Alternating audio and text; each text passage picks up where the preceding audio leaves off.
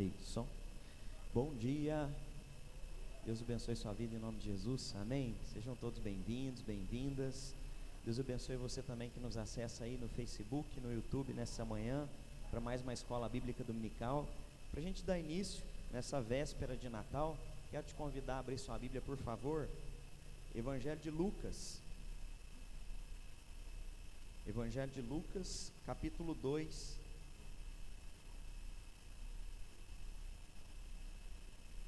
Evangelho de Lucas, capítulo 2. Vamos ler do versículo 25 até o versículo 35.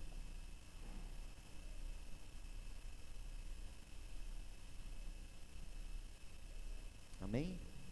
Lucas, capítulo 2, do versículo 25 ao versículo 35. Diz assim: Em Jerusalém havia um homem chamado Simeão. Este homem era justo e piedoso e esperava a consolação de Israel. E o Espírito Santo estava sobre ele. Ele tinha recebido uma revelação do Espírito Santo de que não morreria antes de ver o Cristo do Senhor. Movido pelo Espírito, ele foi ao templo. Quando os pais trouxeram o menino Jesus para fazerem com ele o que a lei ordenava, Simeão o tomou nos braços e louvou a Deus dizendo: Agora, Senhor, pode despedir em paz o teu servo, segundo a tua palavra, porque os meus olhos já viram a tua salvação, a qual preparaste diante de todos os povos, luz para a revelação aos gentios e para a glória do teu povo de Israel. E o pai e a mãe do menino estavam admirados com o que se dizia a respeito dele. Simeão os abençoou e disse a Maria, mãe do menino: Eis que este menino está destinado para a ruína, como para elevação de muitos em Israel, para ser alvo de contradição, para que se manifeste os pensamentos de muitos corações. Quanto a você, Maria, uma espada atravessará a sua alma. Amém. Até aí. Esse texto aqui nos relata da ida, de Maria e José ao templo, levando Jesus ali para a circuncisão, a apresentação dele no templo. E lá está Simeão. Eu não sei se você se atentou, mas Simeão, alguns historiadores vão dizer que Simeão era irmão de Gamaliel. Lembra Gamaliel que discipulou Paulo, Alguns vão dizer que Simeão era provavelmente irmão de Gamaliel e era um homem muito temente, que buscava a Deus, e um homem cheio do Espírito Santo. O texto já fala isso, que ele estava cheio do Espírito Santo. E diz que quando Maria e José entraram no templo, ele cheio do Espírito Santo, ele pegou Jesus no colo e ele então louvou ao Senhor. Mas eu não sei se você se atentou, antes de mostrar esse momento de adoração, esse momento em que Simeão louva ao Senhor, fala que havia uma expectativa no coração de Simeão. O texto fala assim, esse homem era piedoso e esperava a consolação de Israel. Ele tinha uma esperança, a esperança de ver o Messias chegar. Ele tinha a esperança de ver o Cristo. Eu não sei se você se atentou, mas aparece essa expressão, o Cristo do Senhor, o Cristo de Deus, ou seja, o Redentor. Ele já tinha esperança e a expectativa disso. Por que eu falo sobre expectativa? Porque nós estamos na véspera do Natal. E qual é a tua expectativa no Natal? A expectativa de alguns é o que vai acontecer no Amigo Oculto hoje à noite, O que é que eu vou ganhar? A expectativa de alguns é: será que a comida vai dar certo, Se você inovou no prato. A expectativa às vezes é só de uma virada, é só de uma ceia em família. Só que tudo isso são só expectativas terrenas. Nós estamos falando de expectativas espirituais. É sobre isso que o Natal significa, uma expectativa espiritual, uma expectativa de uma redenção, de uma consolação, de uma visitação do Espírito Santo de Deus, uma expectativa de entender que o nosso Senhor e Salvador Jesus Cristo está entre nós. Um dos nomes dados a Jesus, ele é Emmanuel, Deus conosco. Foi tão legal, ontem eu fui ministrar a palavra de Deus lá na Barra, sabe? E aí, devido à véspera do feriado, alguns estão viajando, tinha pouquinhas pessoas, mas na hora que eu fui para lá, foi muito legal, João, que daqui para lá tem umas 2 casinhas cheias de pisca-pisca. E aí no meio, sabe, daquele breu, dali a pouco você vai vendo que a casinha simples, você passa a casinha bem simples, mas tá forrada de pisca-pisca. Tem uma que eles encheram pisca-pisca na árvore, Tá cheio de árvore, assim, cheio de pisca-pisca. E aí foi tão legal, assim, que num ambiente tão simples, Cheguei lá ontem, devia ter umas 9 pessoas só. E aí eu ministrei o texto numa página anterior, que é quando Maria, ela faz um cântico, né, de adoração, porque ela foi abençoada por ter Jesus. E aí, na pregação, eu falei sobre o sentimento do Natal, que é um sentimento da gente ser tomado por uma alegria, de que a gente percebe e entende que Jesus Cristo é a melhor coisa que aconteceu na nossa vida. O Natal nos faz lembrar disso. Não tem nada que se compare, nada que você vai comer hoje, o presente que você vai ganhar hoje, a noite hoje, não se compara ao presente que Jesus Cristo é para nós. É isso que simboliza o Natal. Deus nos agraciou com a presença do Filho dele. Deus nos agraciou com salvação. Então o Natal é a gente se lembrar daquilo que é mais importante na nossa vida, o nosso tesouro. Aonde está o teu coração, aí está o teu tesouro. E o tesouro do nosso coração é Jesus Cristo. Que a gente nesse Natal se lembre disso. Na hora que terminou, uma irmã veio, falou: pastor, que delícia que foi o culto hoje. Simples, ela estava na grade assim encostadinha, ela falou assim: eu vim para cá tão cansado, tão desanimado, sabe, a vida é tão corrida, e eu estava reclamando de tanta coisa. E ela falou: eu volto para casa hoje, lembrando que eu sou rica. Eu sou rica porque eu tenho Jesus no meu coração. Sabe, é isso. É sobre isso o Natal. Não é sobre o que você vai comer, não é sobre o presente que você vai ganhar, não é sobre quem vai vir de viagem para te encontrar. É sobre quem Jesus é na tua vida e a importância que Ele tem na nossa história. É isso que nós estamos celebrando no Natal. Feche seus olhos, coloque teu coração diante de Deus e clame ao Senhor: Senhor, reaviva-me, desperta em mim a alegria da salvação. Às vezes a correria, o ativismo, a programação, você está tão envolvido no que você vai fazer hoje à noite, que você não consegue usufruir da alegria da visitação de Jesus. Clame ao Senhor. O gostoso de vir para a igreja é que a gente faz uma pausa do ativismo, e a pausa é justamente para a gente ser lembrado daquilo que é mais importante na nossa vida. Não é o que vamos. Simeão, quando tomou Jesus nos braços, diz: o Senhor já pode despedir o teu servo em paz, porque os meus olhos viram a salvação. Deus, obrigado por essa manhã, obrigado por a gente poder estar na tua casa. Obrigado, Deus, por nós, enquanto cristãos, termos o privilégio de poder contemplar o verdadeiro sentido do Natal. Não ser um Natal guiado pela cultura, não ser um Natal guiado, Deus, pelo consumismo, mas ter, Deus, o verdadeiro significado, Deus, que impactou a nossa vida. O Verbo se faz carne e habitou entre nós, nós vimos a sua glória, a glória do unigênito do Pai. Obrigado, Deus, pela salvação, obrigado pelo presente da vinda do teu Filho, obrigado por tudo que teu Filho, Deus, veio oferecer a nós. Simeão já dizia isso quando tomava, Deus, Jesus no colo, dizendo que ele viria, Deus, para trazer condenação àqueles que não creriam, mas também trazia salvação àqueles, Deus, que colocariam a sua fé nele. Obrigado, Deus, pela salvação que é ofertada a nós através do teu Filho Jesus Cristo. Bendito seja o teu santo nome, Deus, nós te adoramos. E a minha oração, Deus, é que tanto na EBD quanto no culto à noite hoje, o Senhor nos surpreenda com a tua graça, Pai. Que os nossos olhos brilhem, Deus, ao contemplar o verdadeiro sentido do Natal. Que a alegria, Deus, inunda o nosso coração e a gente possa celebrar, Deus, o real sentido dessa data, que é ter um encontro com o Senhor, que é compreender, Deus, a tua presença no meio de nós. Visita-nos, Deus, agora na EBD com teu Espírito Santo, como o Senhor visitou Simeão e diz que naquele dia o Senhor encheu ele com teu Espírito Santo. Enche-nos com teu Espírito Santo, fala conosco, visita-nos nessa manhã. Essa é a nossa oração, Deus, em nome do teu Filho Jesus Cristo, nosso Senhor. Amém, Deus, amém. Vamos colocar de pé e juntos adorar a Deus.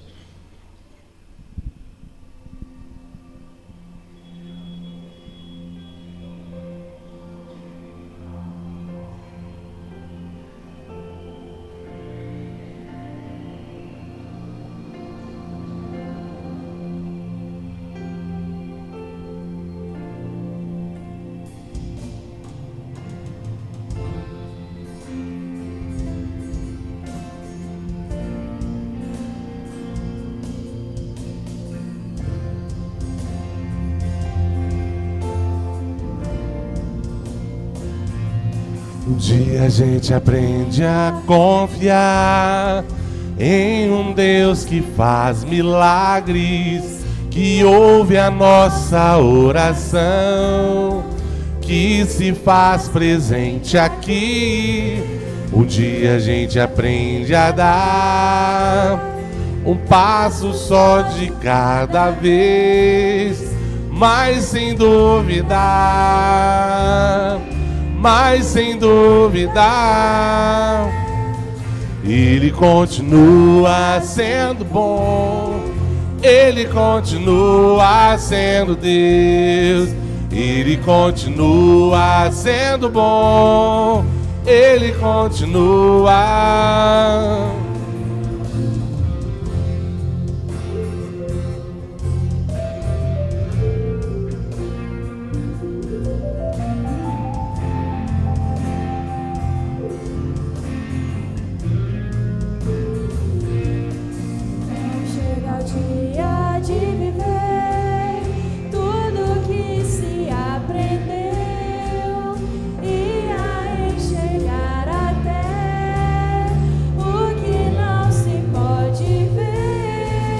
Chega o dia de entender, até ouvir o não de Deus, mas sem duvidar,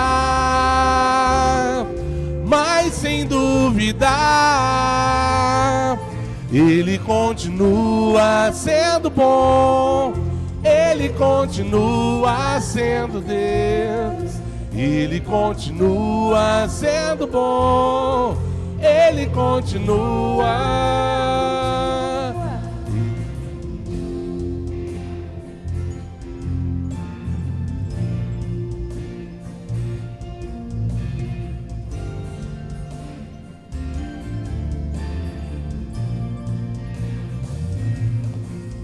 Chega o dia de ver tudo que se aprendeu e a enxergar até o que não se pode ver. Chega o dia de entender, até ouvir o não de Deus, mas sem duvidar,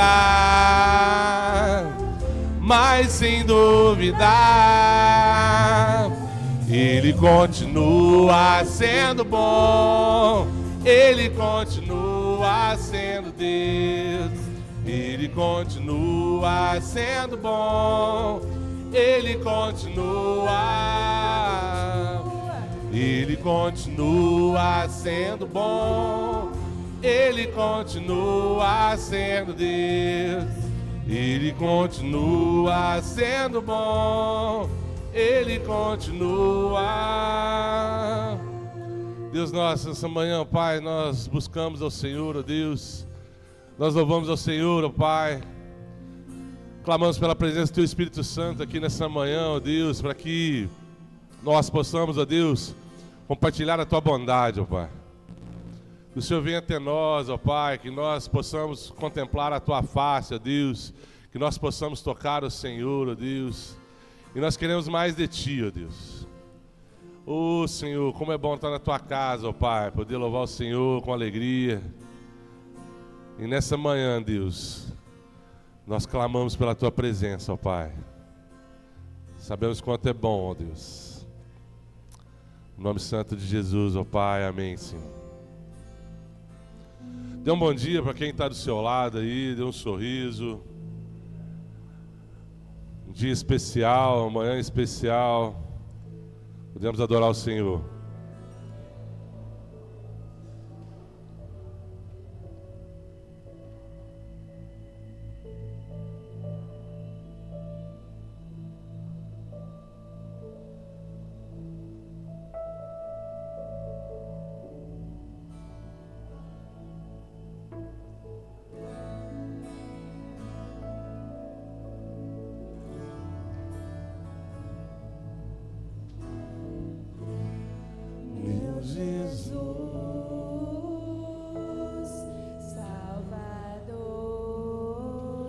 Outro igual não há.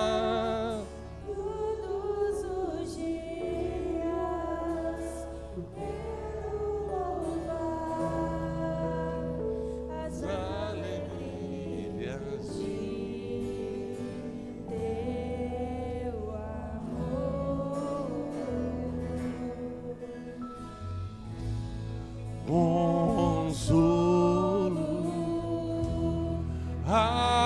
abrigo, força e refúgio é o Senhor.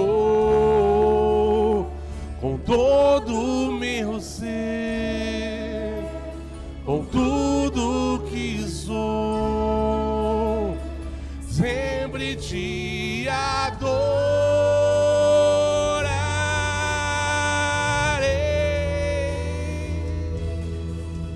Aclame ao Senhor toda a terra e cantemos poder, majestade, louvores ao Rei. Montanhas se prostem e ruja os mares ao som de teu nome. Alegre te louvo por teus grandes feitos. Firmado estarei, sempre te amarei. Incomparáveis são tuas promessas.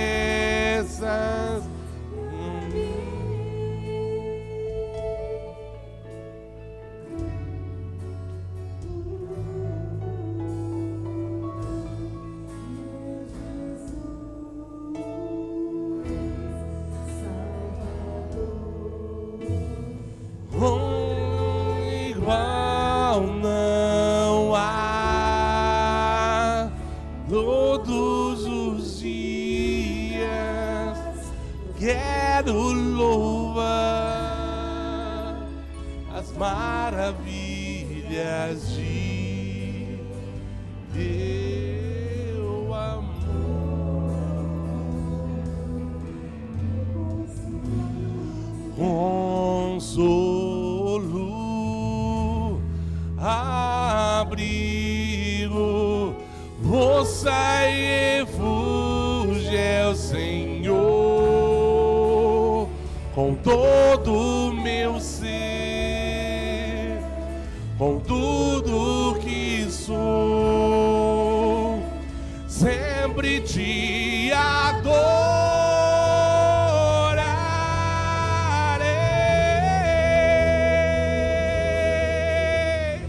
Clame ao Senhor toda a terra e cantemos poder, majestade, louvores ao Rei. Montanhas se prostem e ruja os mares ao som de teu nome. Alegre te louvo por teus grandes feitos.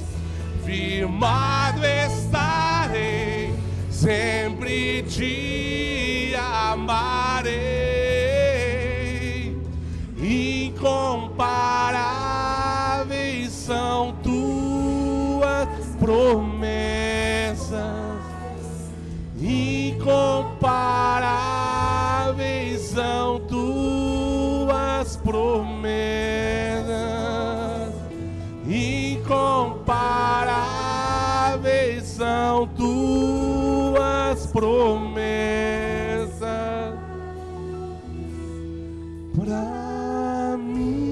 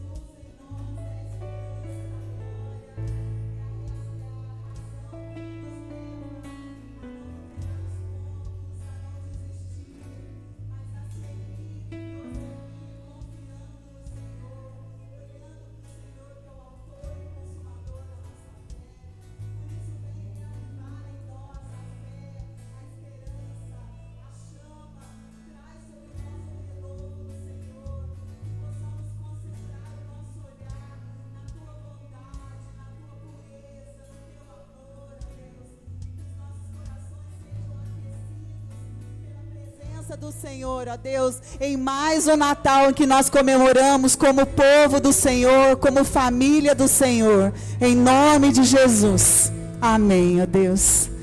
Amém. Você pode se assentar.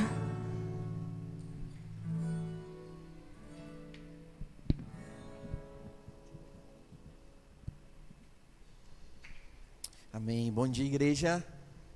Bom dia, igreja. Aí, vocês já estão no clima de Natal, né? Deus abençoe a vida de vocês. A gente vai passar agora para o nosso momento de pedidos de oração.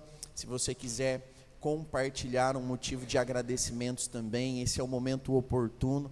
Então, fique à vontade, só você levantar para nós, assim, ouvirmos o seu pedido de oração e orar junto com você. Ou caso você queira também compartilhar algum motivo de gratidão nessa manhã, esse também é um momento oportuno. Algum irmão quer compartilhar, seu Pedro?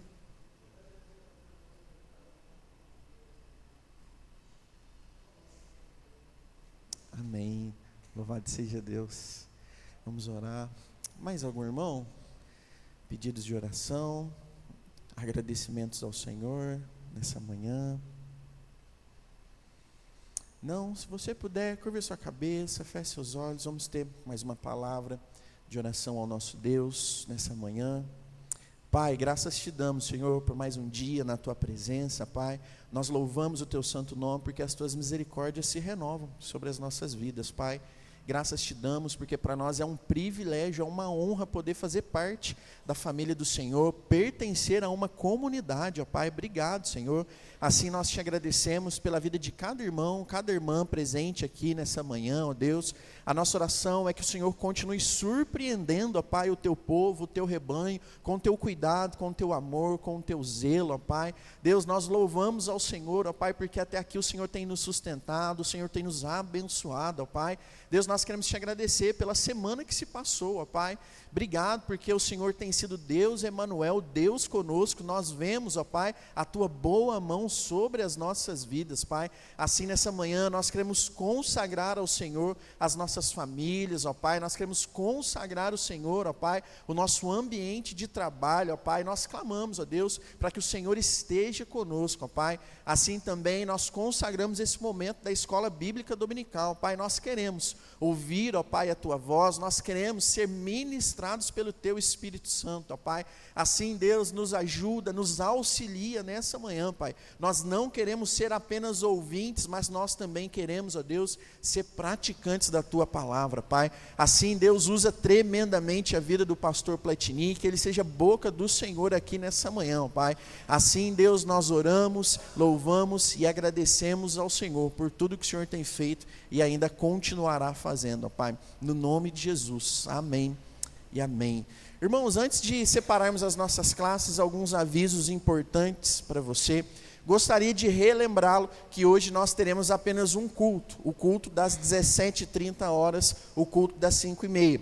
Pensando nisso, nós gostaríamos de trazer um alerta para você, venha um pouquinho mais cedo, para poder reservar o seu lugar. Como nós teremos apenas um culto, então nós já estamos aí com grandes expectativas de que virão bastante pessoas. Então, para isso, venha um pouquinho mais cedo para você poder reservar o seu lugar para você, para a sua família. Eu tenho certeza que será uma tarde, uma noite abençoada, onde o Espírito Santo de Deus vai ministrar e vai falar aos nossos corações, através do louvor, da vida das crianças também, e assim, através da ministração da palavra, tá bom? Então, esses são os nossos avisos, apenas o culto das 5h30, e chegue um pouquinho mais cedo para você aí guardar o seu lugar, tá bom? Os avisos são esses, a gente vai separar as nossas classes agora, né? As nossas crianças, jovens e adolescentes podem sair, e os demais irmãos podem permanecer aqui no templo, por favor. Deus abençoe.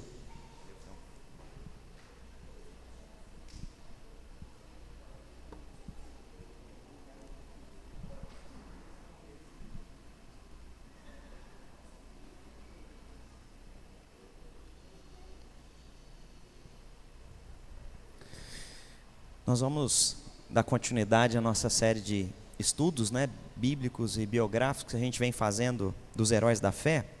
E hoje a gente vai olhar para outra personagem lá em Hebreus. Então, só recapitulando o que a gente já conversou até agora, Hebreus vai apresentar para nós no capítulo 11 a galeria dos heróis da fé. Hebreus capítulo 11, do versículo 1 ao 3, define o que é fé, e do versículo 3 em diante, o autor de Hebreus do versículo 4 em diante, vai nos apresentar alguns personagens do Antigo Testamento que se destacaram pelo exemplo, atitude que eles tiveram através da fé de cada um deles. E aí, isso vai contemplar alguns períodos bíblicos aí. A gente passou ali pela criação, a gente passou pelo período pré-dilúvio, patriarcas. Hoje nós vamos conversar sobre uma personagem que eu considero ela uma coadjuvante, porque às vezes você quase não ouviu falar sobre ela, e se ouviu foi pouco. Ela aparece somente uma vez no Antigo Testamento, e no Novo Testamento ela é citada em 3 versículos. Então, eu considero ela uma coadjuvante, mas que foi muito agraciada pela presença de Deus na vida dela. A gente vai contemplar também semana que vem alguns personagens de juízes, né?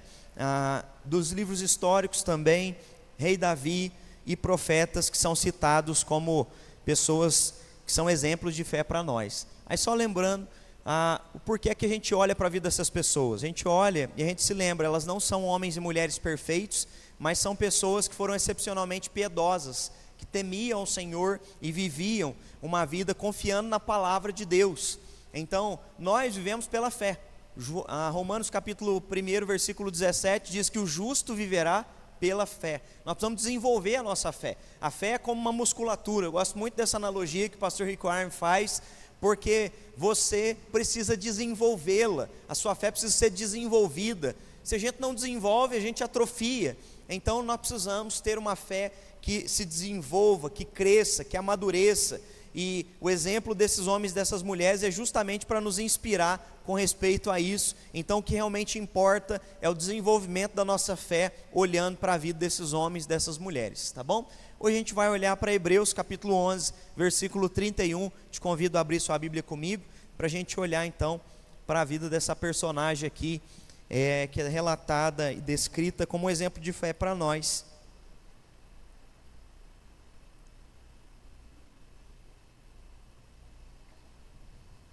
Hebreus capítulo 11,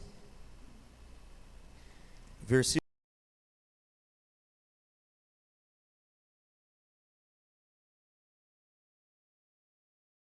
31.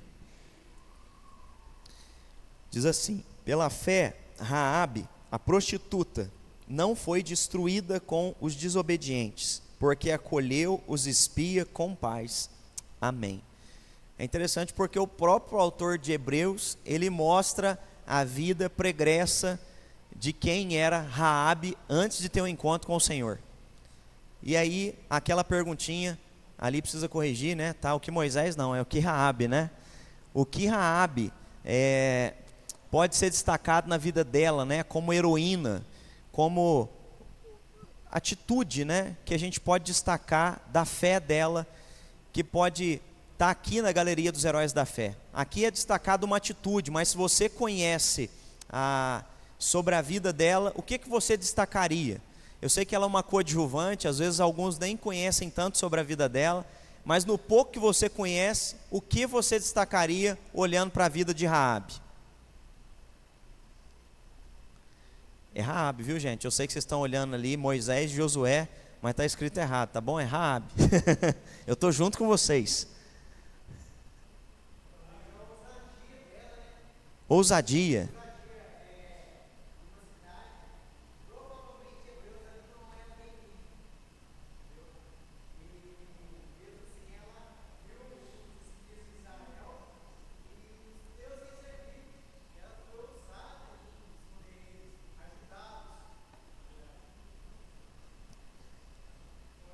Coragem. Pôs a vida em risco. O texto fala isso. Mais alguém? Amor ao próximo, no sentido de acolher os espias, né? Mais alguém? Não? Agarrou a oportunidade. Eu vou como em todos os outros estudos, fazer aqui uma introdução para você entender um pouquinho do contexto da vida de Raabe até esse momento, tá bom? Raabe, ela era uma gentílica, ou seja, ela não era descendente dos hebreus, tá? Ela vinha de uma cultura pagã, ela morava na região de Canaã, e especificamente, eu não sei se você se lembra, mas havia, né, os jebuseus, os heteus, haviam vários povos ali, e a parte de Canaã que ela habitava, que era Jericó, era do reino dos amorreus. Então, ela é dessa região dos amorreus, do qual Jericó fazia parte, tá? Jericó fazia parte desse reino dos amorreus e era uma cultura intitulada como uma cultura grotesca, violenta, totalmente depravada, era muito pagã mesmo, a ponto de ser inclinada para as coisas carnais, terrenas. E se você ler em Deuteronômio capítulo 20, versículo 17, antes de entrar em Canaã, Deus já tinha ordenado juízo sobre aquelas nações pela depravação delas, pelo pecado que elas estavam, por estarem longe de Deus. Então, Deuteronômio 20, 17, Deus já está trazendo juízo e condenação sobre os amorreus, antes mesmo deles entrarem naquela terra. E era nesse contexto que Raabe está inserida, tá? Só para você entender. Raabe, ela era uma prostituta na cidade de Jericó, estava envolvida com a questão da promiscuidade. Só que vale a pena a gente entender um detalhe aqui com relação também a esse aspecto da vida dela. Raabe não morava num local escondido. Eu não sei se você se atentou, a gente vai daqui a pouquinho ler mais o livro de Josué e você vai conseguir enxergar os detalhes comigo, mas Raabe, ela morava nas muralhas de Jericó, e as muralhas de Jericó eram conhecidas pela sua grandeza. Elas tinham destaque e relevância. Quando as pessoas falavam de Jericó, não falavam da beleza de Jericó, falavam das muralhas de Jericó. As muralhas de Jericó, só para você ter uma ideia, elas tinham 9 metros de altura. E além de ter 9 metros de altura, eu quero que você imagine o seguinte: a muralha de Jericó não era uma muralha única, que dividia a cidade daqueles que habitavam fora, mas eram 2 muralhas. Então, entre uma muralha e outra, havia um fosso enorme. Era assim a muralha de Jericó.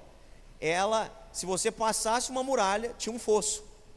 Então, era bem protegido a cidade, era 9 metros de altura. E nesse muro, por ser tão grandioso, haviam casas. Então, nesses muros, haviam casas que as pessoas habitavam. Eram os apartamentos de Jericó, não é? Então, ali a gente já tinha esses apartamentos. E Raabe morava na muralha de Jericó. E o que isso nos revela? Raabe não morava num local escondido de Jericó. Se ela morava no muro, é porque ela, através dessa prostituição, ela alcançou um status social em Jericó, privilegiado. Ela morava numa região de destaque em Jericó, tá? Um outro aspecto aqui, quando a gente olha para a vida de Raabe, o próprio autor de Hebreus mostra para nós, falando quem ela era. Ela era uma prostituta, ou seja, era uma mulher que não conhecia Deus. Raabe simbolizava então a abominação da cultura dos amorreus, no momento em que eles tinham chegado de forma coletiva ao cúmulo da maldade humana. Então, por isso que Deus tinha mandado trazer juízo. Toda a vida dela tinha sido dedicada a esse propósito, da profanação, da autossatisfação carnal. O sustento dela dependia desse tipo de vida, né? E desse tipo de relação mal consensual que ela estava ali se propondo. Ela tinha sido escravizada aos tipos mais diabólicos da paixão carnal, na servidão do seu próprio pecado. Ela era refém de uma sociedade monstruosa que já estava como sentença, debaixo de sentença, como eu acabei de mostrar em Deuteronômio capítulo 17. E essa nação que já estava destinada à destruição eterna, pela graça de Deus, Raabe estava no meio desse povo, e no meio de um povo destinado ao inferno, Deus foi gracioso com essa mulher. Então, desde o Antigo Testamento, a gente já encontra a graça. Eu falei isso daqui em alguns estudos, alguns domingos atrás.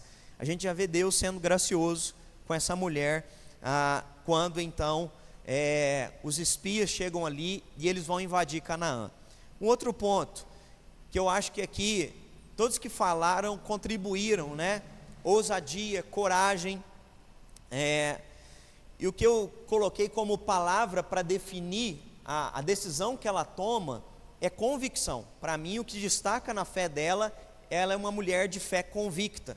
A partir do momento que ela coloca a fé dela em Deus, ela é tão convicta que ela corre riscos, que ela é ousada, que ela é corajosa. A convicção leva a ter atitudes para se posicionar na fé.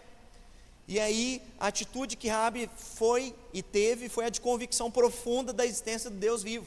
Então, a notícia de Deus chega, e ela então é tomada por uma atitude de fé e de convicção, e a sua condição enquanto pecadora, ela entende isso também, por isso que ela pede aos espias misericórdia. Ela sabe que Deus é soberano, porque ela vai ouvindo falar o que Deus fez no Egito, o que Deus fez no deserto, o que Deus fez com os outros reinos. Ela já ouviu falar tudo e ela compreende uma coisa: esse Deus é o Deus soberano, ou seja, Ele tem poder. Diante de tudo que vem sendo feito, Ele está acima de tudo e de todos. Então, ela está convicta disso, a convicção de que Deus poderia salvá-la também, porque ela pede misericórdia e Deus podia salvá-la. A convicção gerada pela fé pode trazer na nossa vida essa atitude, né? Então, através da fé, a gente se torna convicto e passa a ter atitudes de fé. O que é o significado da convicção? Convicção, olha, de acordo com o dicionário, é certeza adquirida por fatos, razões, persuasão íntima, algo que não deixa dúvida, nem dá lugar à objeção. Na hora que ela ouve falar de Deus, vem a fé, brota no coração dela, e ela está convicta, ela não tem dúvida de que Deus vai vir e vai tomar Canaã, porque Deus já tinha dito isso aos pais. Então, olha a fé dessa mulher, ela não é de descendência dos hebreus, mas a fé brota de tal forma que a convicção no coração dela é tanta, que ela acolhe os espias com tamanha certeza de que vai acontecer o mesmo. Desde que aconteceu no Egito até aqui, vai acontecer daqui para frente. Convicção está no coração dela, e ela então pede misericórdia. E é interessante que a convicção está associada à fé, tá? A fé que Deus colocou no coração dela. Eu queria tirar alguns destaques então, falando sobre a convicção. Para mim, o destaque da vida de Raabe é convicção através da sua fé. E alguns pontos para a gente meditar nessa manhã, aprendendo com a atitude de Raabe. Quanto mais nós ouvimos sobre quem Deus é, mais a nossa fé é alimentada, e isso gera convicção em nós. Jericó, só para você entender um pouquinho mais do contexto, era uma cidade idólatra, tá? Os amorreus, e lá especificamente eles adoravam ao deus Lua. Na época existiam dois tipos de prostituição, a comercial e a cultual.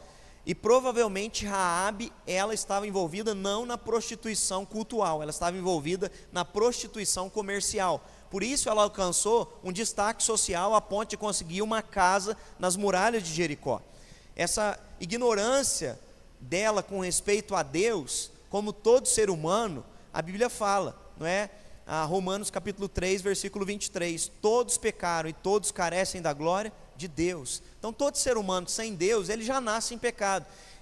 Salmo 51, Davi diz: em pecado me concebeu minha mãe, nós já nascemos pecador. Então ela estava longe, na depravação, no pecado, longe de Deus, pela ignorância, por não conhecer Deus e viver fora do propósito para aquilo que Deus a criou para viver. Só que a fé nasce no coração dela. Mas como que a fé nasce no coração? O apóstolo Paulo explica como é que se dá o processo do nascimento, do brotar da fé no nosso coração. Olha comigo, por favor, Romanos capítulo 10, versículo 17, para você entender o que acontece com Raabe quando os espias chegam e ela acolhe os espias. Qual o processo? O que está acontecendo na vida dessa mulher?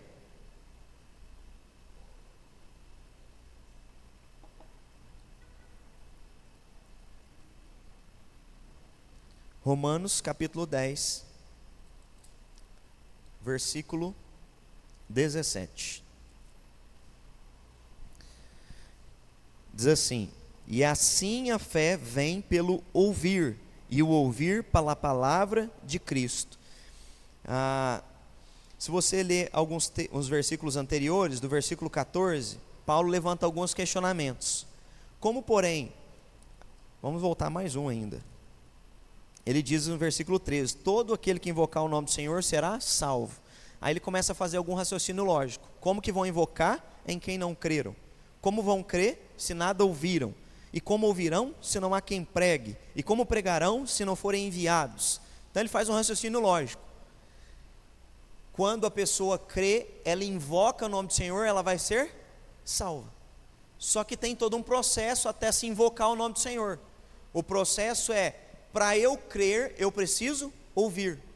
A partir do momento que eu ouço, eu então creio. E se eu creio, eu invoco. Mas como ouvirão se não há quem pregue? Nós não sabemos se tinha ido pregadores na frente ou foi só informantes falando o que Deus estava fazendo. Mas olha tanto que a palavra de Deus é impactante, porque a mensagem já tinha chegado ao povo de Jericó, sobre o que Deus já estava fazendo. Entenda uma coisa, as obras de Deus vão ser conhecidas através daquilo que Ele tem feito no meio do seu povo, no meio de outras nações. O nosso testemunho ecoa na vida de outras pessoas. Às vezes a pessoa nem conhece você, mas ela sabe o que Deus fez na tua vida através da tua história. E era isso que estava acontecendo. Eles não conheciam os hebreus, mas eles sabiam o que Deus tinha feito na vida deles.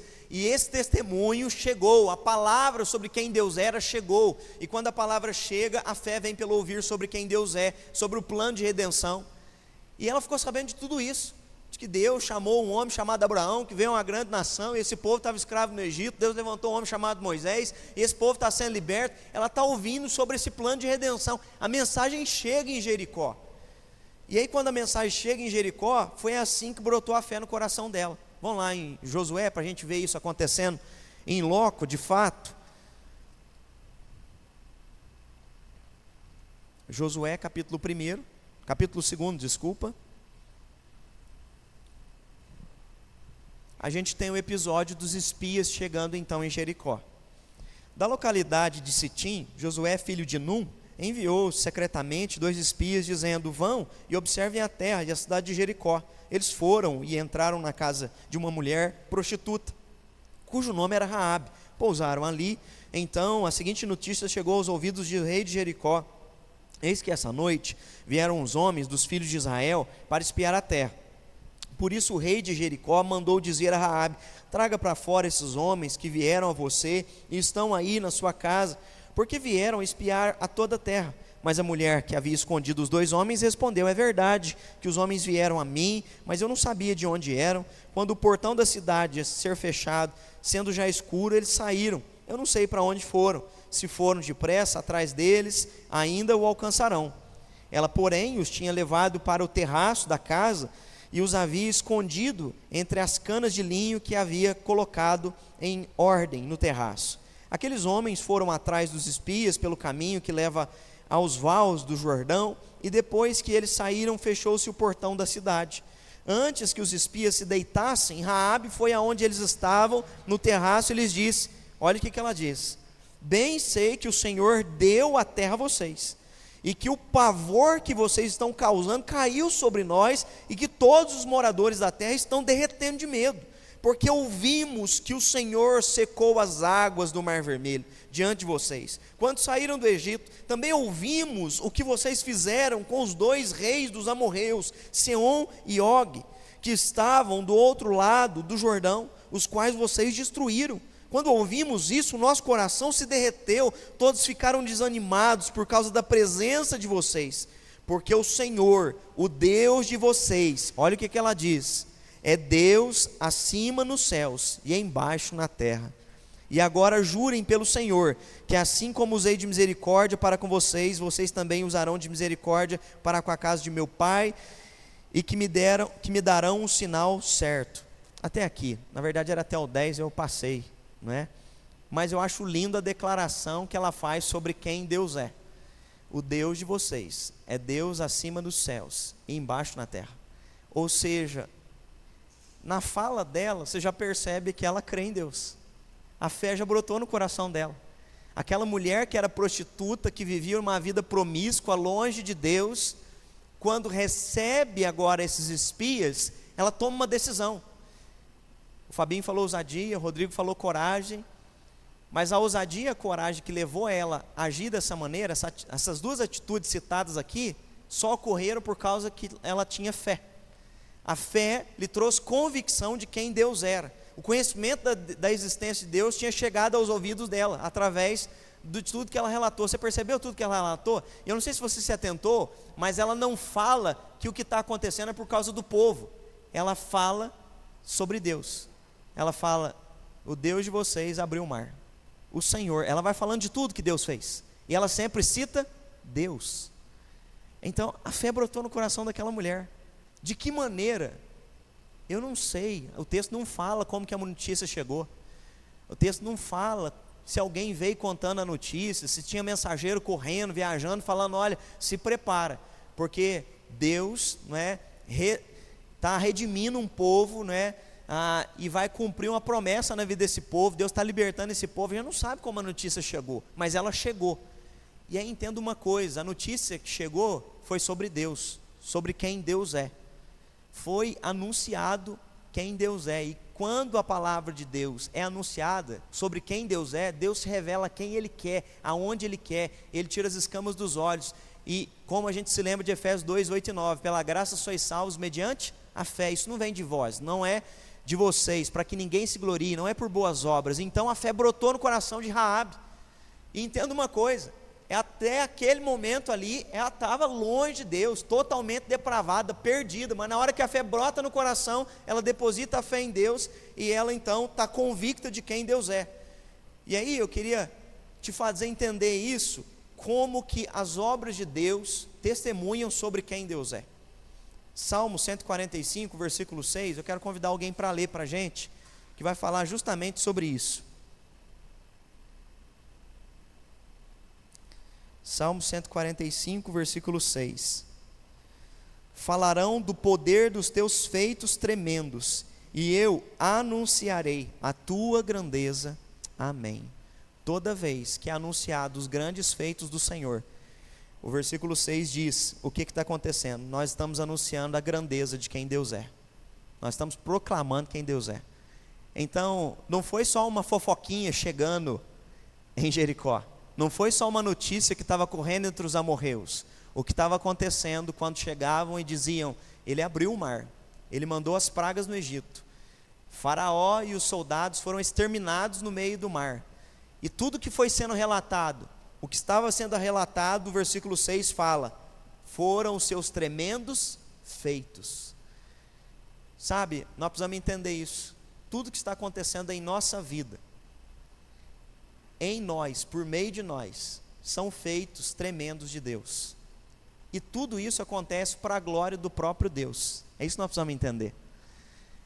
E quando a gente compreende isso, é por isso que a gente então vai entender toda a grandeza, toda a soberania e toda a obra maravilhosa de Deus. Tem o João Alexandre, eu não sei se vocês se lembram, né? Um compositor cristão. O João vai lembrar, né? O João Alexandre, ele tem uma música que chama Tapeceiro. Eu não sei se vocês se lembram dessa música, eu gosto muito dela. E nessa música, o João Alexandre fala que ele vai fazendo uma analogia comparando a obra soberana de Deus como o tear de um tapeceiro. E eu não sei se você já viu o tear de um tapeceiro. Ele não vai fazendo no seu tear o tapete virado para cima, mas o tapete está virado para baixo. E ele vai, na arte de tear, se você olha a parte de baixo de um tapete que foi passado por esse processo de tear à mão, você acha que está dando tudo errado, porque a parte de cima, os pontos estão soltos, os fios se desencontram, mas quando você olha o tapete e você vira a obra, você vai enxergar que o tapete é um desenho lindo e perfeito. E nessa analogia, João Alexandre fala isso, que nós enquanto seres humanos, às vezes estamos olhando aqui de baixo, e a gente às vezes está achando que tem pontos soltos, sabe? Que tem alguma coisa faltando no meio do caminho. Não, o plano de Deus é perfeito, a obra de Deus é perfeita. Tudo que estava acontecendo tinha um plano soberano de Deus. Isso é tão grandioso, porque às vezes você está olhando comigo para Raabe aqui, eu não sei se você conhece profundamente a Bíblia, e você vai encontrar somente ela e mais duas mulheres sendo citadas na genealogia de Jesus. Olha que coisa linda. Olha que sabe, Que plano soberano lindo. Sabe essa mulher aqui que você não conhece, que tinha um passado longe, depravado de Deus? Essa mulher agora brota a fé no coração dela, ela vai ser redimida e salva, e ela vai entrar na genealogia de Jesus. Nós vamos celebrar o Natal, e se você está lendo a Sagrada Escritura, se você está lendo aí as devocionais, não é, do Advento de Natal, provavelmente você leu a genealogia, e na genealogia está lá Raabe. Isso é uma obra linda de Deus, que você às vezes, ao olhar de maneira supérflua, superficial, você não compreende tudo que Deus está fazendo. Não era só entrar em Jericó, Deus ia salvar aquela mulher ia fazer parte de um povo que depositou sua fé em Deus, e mais do que isso, ela ia entrar na genealogia do nosso Senhor e Salvador Jesus. É lindo demais a obra soberana de Deus, que gerou então fé e convicção no coração dessa mulher. Então entenda isso, tudo que está acontecendo debaixo da vontade soberana de Deus. Eu e você podemos não compreender, mas nada foge aos planos poderosos que Deus tem sobre as nossas vidas. São tremendos os seus feitos, é isso que o salmista está dizendo. E quando os feitos dele são conhecidos, as pessoas se rendem a ele, a quem ele se revela. Tudo bem até aí? Segundo ponto, pode falar, Adonias.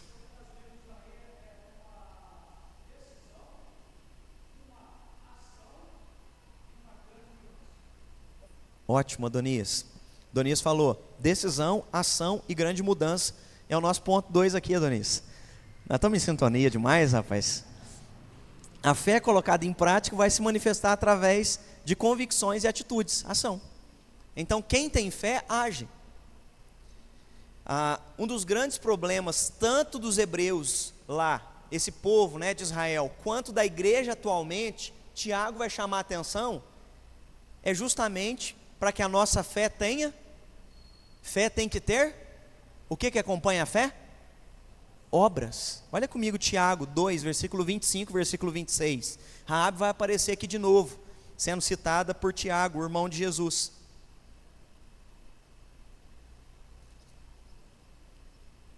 Quarta-feira nós fizemos na nossa live a devocional nesse texto. Tiago capítulo 2, versículo 25 e versículo 26.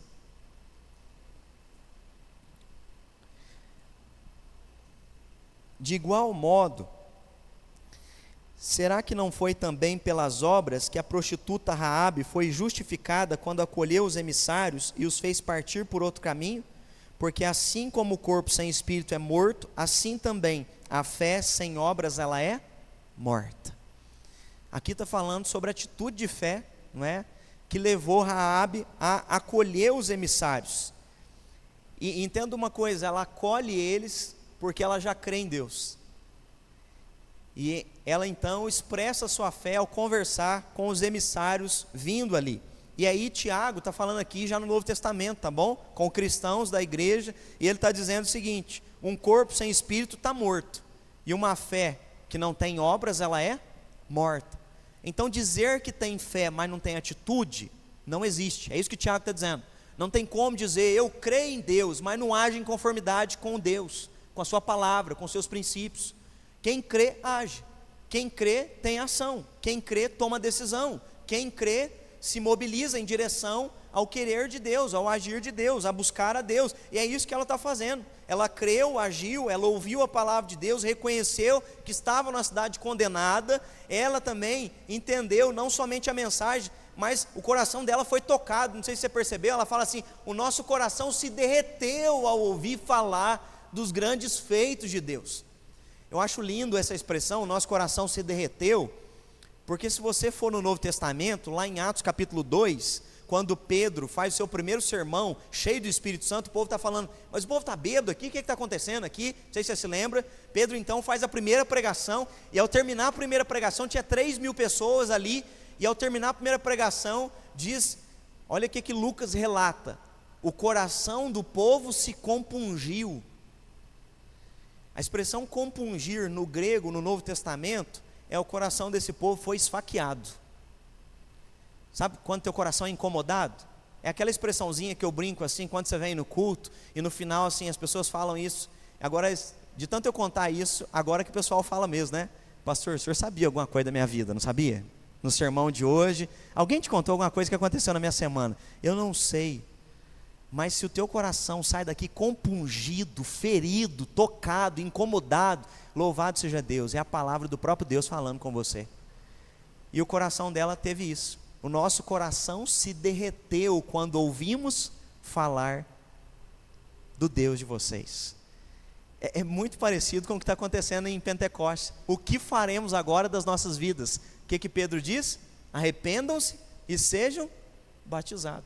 O que nós estamos vendo aqui, irmãos, é a conversão de Raabe. Não sei se vocês estão enxergando.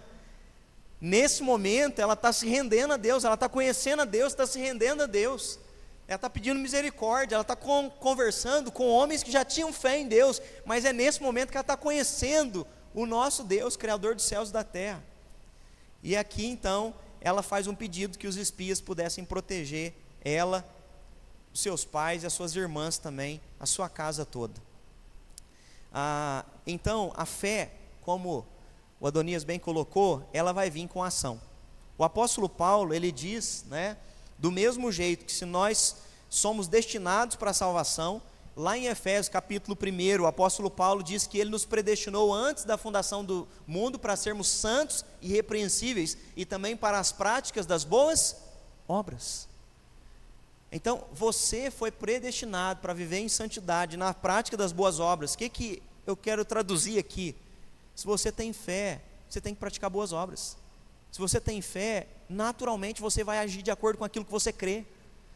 É isso que Tiago, nós acabamos de ler em capítulo 2, versículo 25, versículo 26, porque tinha pessoas que iam lá pedir ajuda, os irmãos despediam, batiam nas costas e diziam o seguinte: ó, nós estamos orando por vocês. Ele está dizendo, se alguém padece de algo e vocês não dão para essa pessoa, ele está dizendo, que fé é essa que não tem atitude? Porque a fé tem obras, a fé se manifesta com atitudes, e o que ele está nos mostrando é, Raabe já tinha fé no coração dela, quando ela ouviu de Deus, ela acolhe os espias com fé. Fé gera convicção, ousadia, atitude, gera tudo isso, coragem. A salvação só vem pela fé, mas por meio de uma fé que não está só, essa fé ela é acompanhada de boas obras. Então a nossa fé tem que ser acompanhada de boas obras. E aí tem um texto, olha, 2 Coríntios 13:5, está aqui no banner, finalzinho, diz assim: provai a vós mesmos, não, no início, ó, examinai a vós mesmos se permanecei na fé. De que maneira? Provai a vós mesmos. Ou não sabeis quanto a vós mesmos que Jesus Cristo está em vós? Se não é que já estáis reprovados. Sabe o que Paulo está fazendo um questionamento? Vocês têm examinado a fé de vocês? Porque nós precisamos colocar a nossa fé à prova. Precisamos examinar a nossa fé. Estamos chegando ao final de um ano, e como está a nossa fé? Nós tivemos atitudes de fé ao longo do ano? Nós nos posicionamos com fé, nós agimos com fé, nós nos mobilizamos, tivemos coragem, tivemos ousadia, porque quem tem fé age. Então pense sobre suas convicções, se elas têm te levado a tomar atitudes. Outro detalhe, Raabe, com poucos minutos de fé em prática, já dava uma lição, que a colocou na galeria dos heróis da fé. Ela colhe os espias. E aí, a fé faz um pecador sujo conseguir enxergar um Deus amoroso que intervém na história com um propósito. Era isso que ela estava vendo. O que Deus está fazendo tem propósito. E ela estava vendo a redenção de Deus. E aí, se a gente for no Novo Testamento, você vai entender o que é crer. Esse texto aqui você sabe de cor. Deus amou o mundo de tal maneira que deu o seu Filho unigênito para todo aquele que nele crê, não pereça, mas tenha a vida eterna. Até faltou um ponto aqui no quadrinho branco aqui, depois vai estar no slide lá, tá bom? E corrigido, viu, Mayra? Sem Moisés e sem Josué, vai estar Raabe. Eu vou corrigir o português antes de postar lá no nosso aplicativo. Faltou um outro ponto aqui, ó, nesse quadrinho branco aqui. O que significa a palavra crer no grego? 3 significados. Primeiro significado, crer é confiar nele, crer é se dirigir a ele, e crer é permanecer com ele. Sempre que eu dou aula de profissão de fé, eu paro aqui, eu falo, crer não é só ter conhecimento. Tiago diz na carta dele, até os demônios creem e eles têm conhecimento. Mas o crer não é ter conhecimento somente. O crer leva à transformação. Crer é confiar em Deus, em Jesus. Crer é se dirigir a Deus. E crer é permanecer com Deus o resto da minha vida. Foi isso que Raabe fez. Ela confiou em Deus, se dirigiu aos espias e diz, me salvem, por favor, tenham misericórdia. E se você continuar lendo o resto do texto de Josué, sabe o que vai acontecer com a história de Raabe? Nada, sumiu, não aparece mais. Nós só vamos depois ter relato na genealogia, nós vamos ler daqui a pouco. Sabe o que nos mostra? Que ela confiou em Deus, se dirigiu a Deus, e pelo resto da sua vida ela permaneceu com Deus. Isso é crer. Quem crê, confia, se dirige a Deus e permanece com Deus. Então essa é a fé salvadora de João 3,16, tá bom? Não é só aquela de um momentinho assim, olha, decora esse versículozinho, todo aquele que nele crê, não pereça, mas tem a vida eterna. Vou fazer uma oração de apelo aqui, quem quiser levantar a mãozinha, entrega a sua vida para Jesus agora. Não, pode fazer tudo isso, se a pessoa não confiar em Jesus, não permanecer em Jesus, não se dirigir a Jesus, não permanecer em Jesus, está entendendo? O ato em si não vai mudar a vida da pessoa, porque ela precisa crer nesse aspecto, ela precisa crer com essa ação, ela precisa crer com essa convicção, que foi a que Raabe teve, tá bom? Um outro detalhe aqui que a gente pode destacar olhando para a vida de Raabe: pessoas convictas de quem Deus é se arrependem de seus pecados. Então, o que é que a convicção leva um ser humano a fazer? A se arrepender. Alguém convicto de quem Deus é, alguém convicto de ter intimidade com Deus, de saber quem Deus é, que Ele é santo, que Ele é poderoso, que Ele é grandioso, se arrepende. A Bíblia nos fala acerca de como nossa convicção, acerca de quem Deus é e do que ela quer, do que Ele quer gerar em nós, que é arrependimento. Quero te convidar a ir comigo em 2 Coríntios 7, de 9 a 10, você vai entender o que é que Deus gera em nós naturalmente, no encontro que nós temos com Ele. 2 Coríntios 7,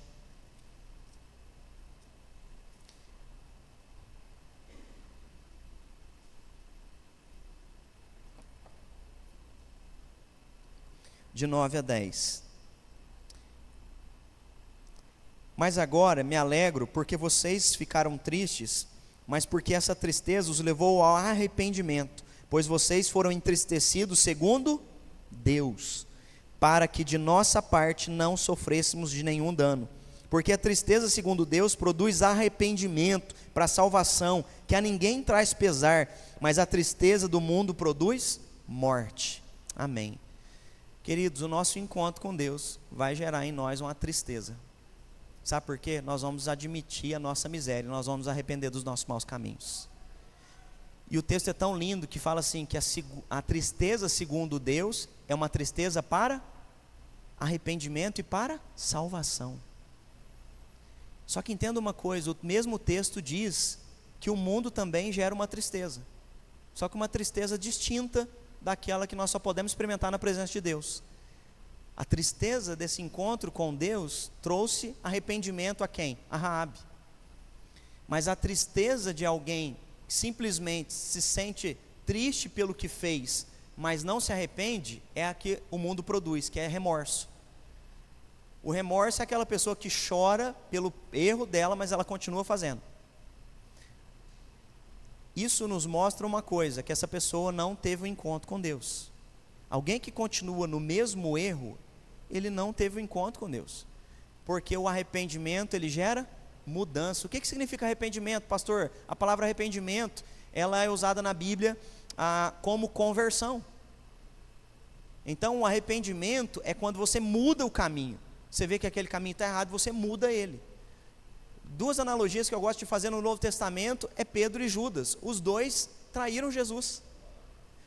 Pedro se arrependeu e diz que quando ele viu Jesus, o galo cantou 3 vezes, ele olhou nos olhos de Jesus e ele se lembrou tudo que Jesus tinha falado na mesa da ceia. Diz que ele chorou copiosamente, profundamente, estava triste, profundamente entristecido. É o que os evangelhos vão narrar.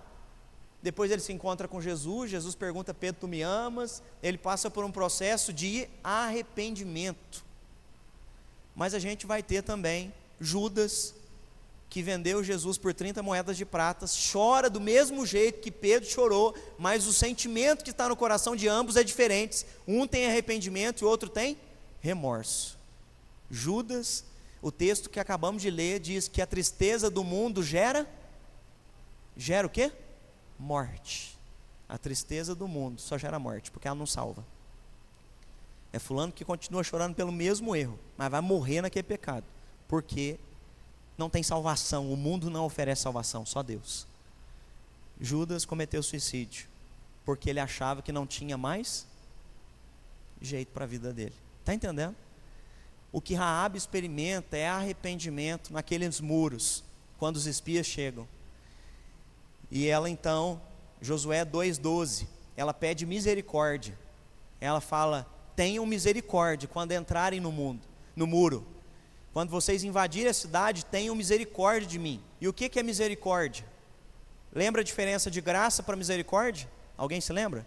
Graça é presente e merecido. Receber o que eu não mereço. Misericórdia é não receber o que você merece. O que ela merecia, junto com todos os outros, Deuteronômio capítulo 17, acabamos de ler, Deus havia dado condenação, mas o Senhor então foi para com ela misericordioso, e ela então depositou a fé em Deus. Então entenda isso, tá bom? Ela estava arrependida. Quando ela pede misericórdia, ela está demonstrando: eu sou pecadora e eu preciso que Deus tenha misericórdia, que Ele não me dê o que eu de fato mereço, que é a condenação com todo mundo nessa cidade. Misericórdia. Olha que palavra linda, né? A convicção vai gerar em nós esse arrependimento, um convencimento, não é, de que nós estamos errados. Mas olha que interessante a diferença: convicção e convencimento. Convicção é alguém que tem fé no seu coração. Alguém que só frequenta a igreja, mas não tem fé, ele é um convencido. E o convencido, ele tem lampejos de remorso, mas nunca vai ter arrependimento. Há casos em que eu vou aconselhar uma pessoa, e às vezes a pessoa do nada se perde totalmente, começa a fazer coisas que você diz: mas como? A pessoa ficou 10 anos na igreja, como? Ela ficou 15 anos na igreja. Estar na igreja não é sinal de que a pessoa teve arrependimento e tem fé em Deus. Muitos estão dentro da igreja convencidos, e na hora que elas caem é que nós vamos perceber que elas viviam convencidas. Por quê? Porque aquele que de fato está arrependido, ele vai permanecer até o fim, ele vai ser fiel até o fim. Mas os convencidos, eles vão revelar através dos seus frutos. A palavra diz para nós produzirmos frutos dignos de arrependimento. João Batista disse isso. Quem tem a fé produz frutos dignos de arrependimento, mas quem não tem a fé não tem fruto de arrependimento. Esse dia uma pessoa falou para mim assim: pastor, como é que eu sei que fulano mudou? Eu falei: olha os frutos, tem arrependimento? E ela falou: não. Eu falei: então, aqui a gente já enxerga tudo, frutos dignos de arrependimento.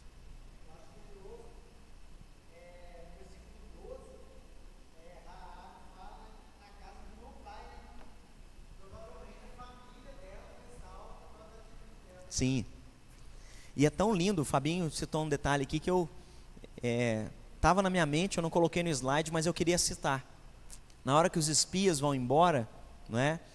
Eles descem pela corda. Eles descem pela corda. Aí ela pergunta o seguinte: mas quando vocês vierem, como é que eu vou ser salva? Qual é o sinal? Como é que a gente faz? Aí os espias dão para ela um cordão vermelho, e o cordão vermelho fica pendurado sobre a janela da casa dela. Você se lembra de um outro momento em que Deus trouxe julgamento e o sangue aspergido sobre a porta trouxe salvação? O cordão vermelho simbolizava e prefigurava a salvação dela em Cristo, e a casa dela ia ser salva. Olha que lindo. Então eles vêm e deixam um cordão vermelho que está prefigurando o que eles já tinham experimentado lá no Egito. Nós vamos entrar, Deus vai trazer juízo, mas haverá salvação sobre a tua casa. Toda Jericó é destruída, você imagina isso? Mas a parte ali da casa dela, né, ela é salva, porque ela já tinha depositado a fé dela em Deus. Um último ponto aqui para a gente concluir, que é nesse aspecto: a convicção vai nos proporcionar descanso na fidelidade de quem Deus é. Depois de depositar a fé dela, ela não assinou contrato nenhum, sabe? Ela só falou: ó, por favor, misericórdia, quando vocês voltarem aqui, lembra da casa minha, do meu pai e das minhas irmãs. Ela descansa e confia no quê? Na fidelidade de quem Deus é. Raabe estava tão convicta de quem Deus era, do desejo da mudança, que ela esperava que Deus cuidasse dela. Tenha misericórdia de mim. Nossa convicção nos proporciona estabilidade frente a uma geração que é instável e nos leva a confiar pela fé. Então o que eu estou dizendo? Assim como eles enfrentaram aquela instabilidade, ela estava enfrentando a instabilidade de uma cidade sendo destruída e consumida pelo pecado, nós vivemos no meio de uma geração que está, infelizmente, sendo impactada pelo pecado. Mas nós não precisamos nos abalar. Nós precisamos continuar descansando em Deus, porque Ele é o autor e consumador da nossa fé. Nós precisamos só descansar, confiar na fidelidade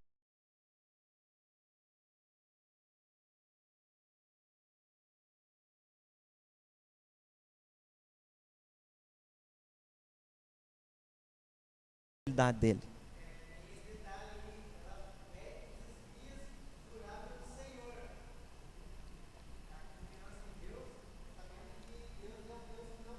Em nome do Senhor. Sim.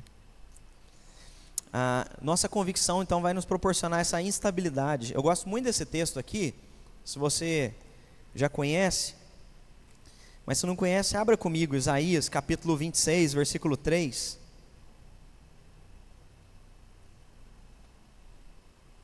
Quem não está aqui hoje, mas que é o versículo favorito dela, é a Carol. Isaías, versículo 26, versículo 3. Tu, Senhor, conservarás em perfeita paz aquele cujo propósito é firme. Esse texto é lindo, pois grifa aí na sua Bíblia. O Senhor vai conservar em perfeita paz aquele cujo propósito é firme. O propósito dela estava firme, em confiar no Senhor. E Deus conservou ela e a casa dela em paz. A fidelidade de Deus vai além da nossa compreensão humana, que é gerada por um pensamento de retribuição, não é? A gente fica pensando assim, será que a pessoa vai fazer para mim alguma coisa? Mas você faz pensando, eu fiz para ela, então? A gente fica sempre nessa questão de meritocracia. Só que diante de Deus não é assim. Diante de Deus é graça. Nós confiamos na fidelidade dele e na graça dele, porque nós não merecemos. Mas Deus é gracioso para conosco. Era isso que Raabe tinha entendido. Ela não era digna, não era por meritocracia, não, era a graça de um Deus que podia salvar a vida dela, como tinha salvado aquele povo no Egito. Ela confiava nesse Deus também. E aí, para encerrar o texto que eu falei para vocês, Mateus, capítulo 1, versículo 5, versículo 6. Ela vai aparecer agora no Novo Testamento. Salmão gerou a Boaz, cuja sua mãe foi Raabe. Boaz gerou a Obed, cuja mãe, de maneira graciosa, ela aparece na genealogia do Rei dos Reis e do Senhor dos Senhores. Olha como é que Deus é gracioso, né? Por uma mulher que teve fé, convicção, e agora ela aparece na galeria dos heróis da fé e também na genealogia.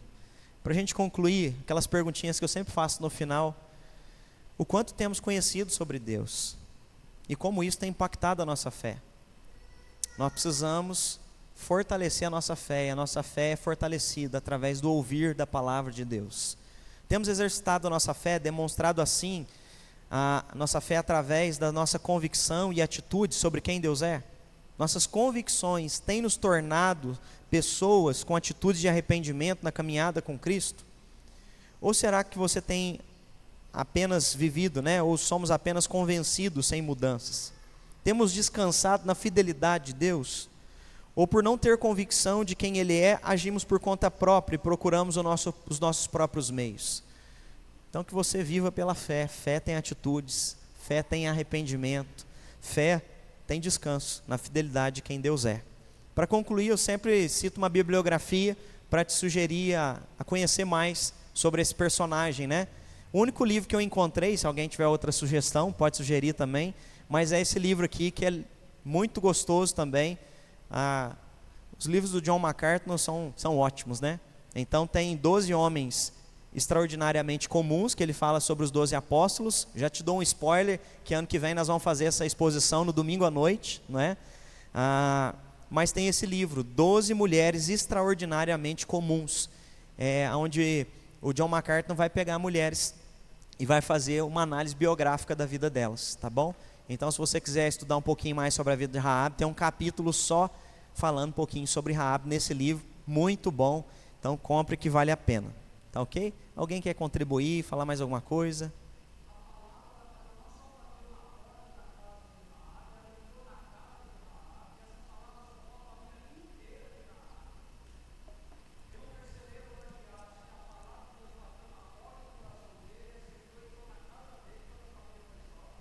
Cornélio.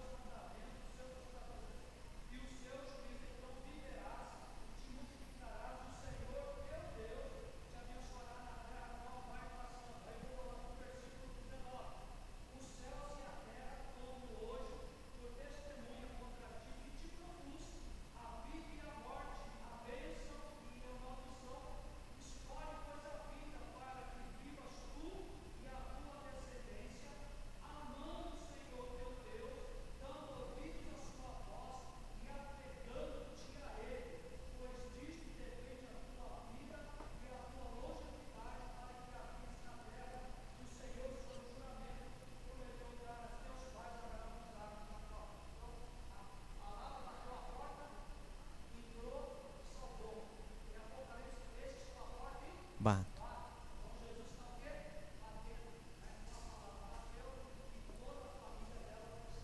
Amém. E nisso que o senhor falou, eu fiquei pensando, né? Quando é que ela ouviu Deuteronômio capítulo 30, né? Depois que Josué invade Jericó, as muralhas caem, eles vão para uma próxima cidadezinha chamada Ai. Aí Josué nem consulta Deus, vão para a batalha, perdem feio, ele volta, né? Conversa com Deus em oração. Deus fala: vocês perderam porque vocês me consultaram, e também há pecado no meio de vocês, né? Deus trata a questão da santidade, aquele que havia roubado os despojos. Depois eles vencem Ai, e depois de Ai eles não vão avançar. Deus manda eles parar. E eles mandam eles parar e diz para Josué: repasse toda a lei de Moisés. Aí ela escuta Deuteronômio capítulo 30, porque a lei inteirinha é repassada.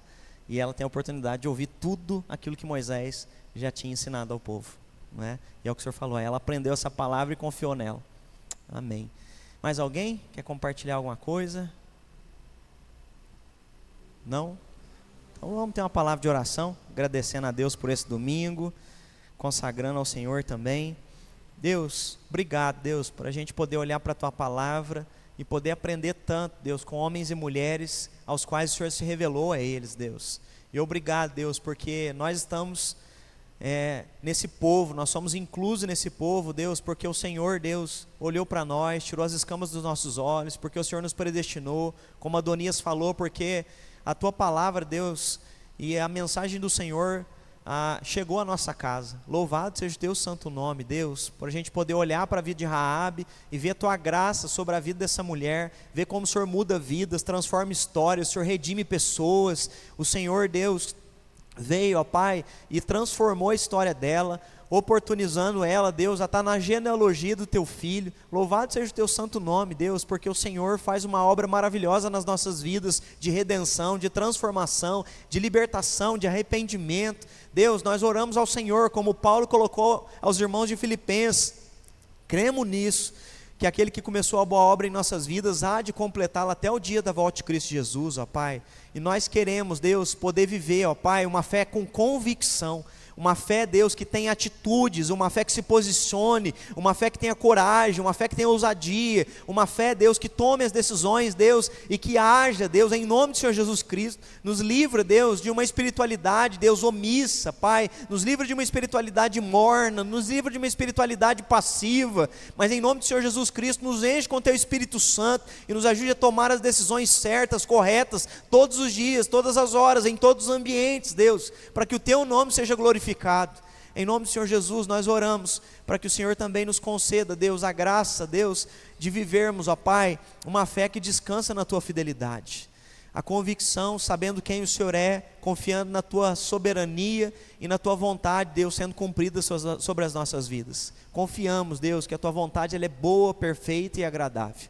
Nada do que está acontecendo conosco e do que vem acontecendo, Deus, foge à tua vontade permissiva.